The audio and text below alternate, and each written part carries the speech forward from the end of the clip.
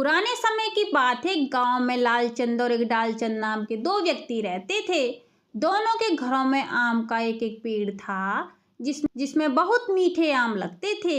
लालचंद एक बहुत बुद्धिमान व्यक्ति था। सबकी सहायता करना उसे बहुत अच्छा लगता था। अपने पेड़ के आम वह पड़ोसियों के साथ भी बांट कर खाता था। और डालचंद बड़ा ही स्वार्थी और लालची व्यक्ति था। एक बार लालचंद ने एक साधु की बहुत सेवा की। साधु ने प्रसन्न होकर उसे एक मंत्र भी दिया। वे बोले, यदि कोई व्यक्ति उस मंत्र को आम के पेड़ के नीचे खड़ा होकर मन में दोहराएगा तो पेड़ पर तुरंत मीठे मीठे आम उग जाएंगे। बड़ा ही करामती मंत्र है यह। लालचंद ने साधु बाबा को धन्यवाद दिया और प्रणाम करके अपने घर की तरफ आ गया। फिर अपने आम के पेड़ के नीचे खड़ा होकर वह मंत्र दोहराने लगा।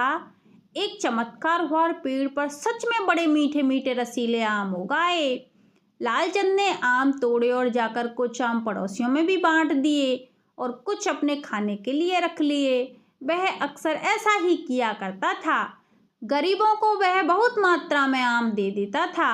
सब उसको आशीर्वाद भी देते थे। डालचंद को इस मंत्र के बारे में किसी तरह पता भी चल गया। वह लालचंद के पास गया और बोला, दोस्त, क्या तुम मुझे वह अपना करामती मंत्र बता सकते हो? मैं भी आम उगाकर गरीबों को खाने के लिए देना चाहता हूँ। मैं भी चाहता हूँ कि उनकी सहायता करूँ और उनका आशीर्वाद पाऊँ। लालचंद को डालचंद के लालच के बारे में पता था। उसने मना कर दिया, पर डालचंद ने बहुत विनती की। तब लालचंद ने कहा, मैं तुम्हें मंत्र तो बता दूंगा, लेकिन तुम्हें एक वचन देना होगा। डालचंद ने हर तरह से तैयार था। वह बोला, मैं वचन देता हूँ, बताओ, मुझे मंत्र बताओ। पहले सुन तो लो भाई, क्या वचन देना है? लालचंद बोला, हाँ हाँ बताओ। डालचंद ने झट से कहा। फिर लालचंद बोला, इस मंत्र का प्रयोग तुम अपने स्वार्थ के लिए नहीं करोगे, साथ ही इसके उपयोग से तुम अपना लाभ भी नहीं सोचोगे। एक बार यदि तुमने इस मंत्र के विषय में कोई भी झूठ बोला तो इसकी शक्ति सदा के लिए चली जाएगी और तुम मंत्र भूल जाओगे। डालचंद ने वचन दिया कि वह इन सब बातों का ध्यान रखेगा। तब लालचंद ने उसे मंत्र भी बता दिया। मंत्र मिलते ही डालचंद के अंदर स्वार्थ और लालच पैदा हो गया। वह मंत्र की सहायता से ढेर सारे आम उगाता था और फिर उन्हें बाजार में ऊंचे दामों में बेच कर आता था। इस तरह उसने काफ़ी रुपए कमा लिए। इस करामती मंत्र के बारे में राजा को भी पता चला। फिर राजा ने डालचंद को दरबार में बुलाया और फिर राजा बोले, तुमने यह मंत्र कहाँ से सीखा? डालचंद को राजा से अपनी प्रशंसा सुनने की इच्छा हुई। इस लालच में वह लालचंद को दिए हुए सब वचन भूल गया। फिर डालचंद बोला, महाराज, मैंने बरसों तक अध्ययन करके यह मंत्र खोज निकाला है। यह मेरी अपनी मेहनत का परिणाम है।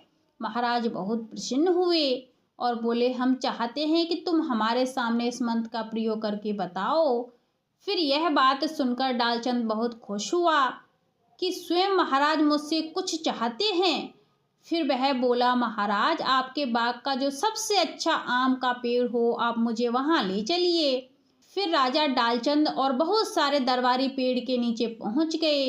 वे बेसब्री से पेड़ पर आम उगने का इंतजार कर रहे थे। सबकी दृष्टि ऊपर की ओर थी, आम के पेड़ की ओर। डालचंद ने आंखें बंद करके मंत्र पढ़ना चाहा, पर वह मंत्र भूल गया। उससे फिर मंत्र पढ़ा ही नहीं जा रहा था, लेकिन उसे याद ही नहीं आया। बार बार प्रयास करने पर भी जब वे कुछ नहीं हुआ तो महाराज क्रोधित हो गए। फिर डालचंद को तब याद आया कि उसने महाराज से झूठ बोला था, इसलिए मंत्र की शक्ति चली गई। फिर डालचंद को बहुत पछतावा भी हुआ, लेकिन अब कुछ नहीं हो सकता था। आखिरकार फिर उसने महाराज से क्षमा मांगी। फिर महाराज ने क्रोधित होकर कहा कि तुमने हमें मूर्ख बनाने का प्रयास किया है, हमारा समय बर्बाद किया है, इसका दंड तुम्हें अवश्य मिलेगा। फिर अपने लालच के कारण डालचंद को भारी दंड झेलना पड़ा। साथ ही वह मंत्र की शक्ति भी सदा के लिए गंवा बैठा था। तो ऐसा होता है लालच का फल। इसलिए दोस्तों, हमें कभी भी लालच नहीं करना चाहिए। तो आज के लिए बस इतना ही। आगे मिलते हैं कोई नई कहानी के साथ।